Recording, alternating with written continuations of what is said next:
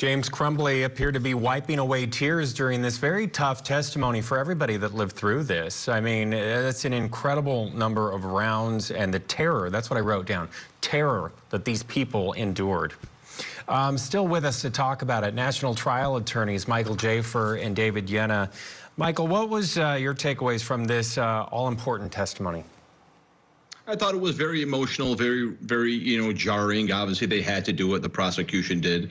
I don't know. I mean, it's technically not relevant, as to whether or not this defendant was negligent in whether or not he restrained his son or prevented his son from getting the gun. I don't think it's relevant, but obviously it's very jarring testimony. It's a great move by the prosecution.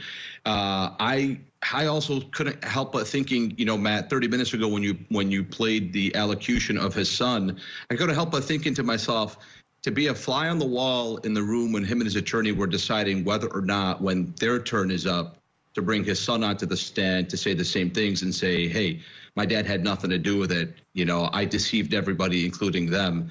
It was all me. I couldn't help but thinking that obviously there's risk in doing that, but there's also a lot of payoff. So, I mean, that's kind of what I thought, Matt.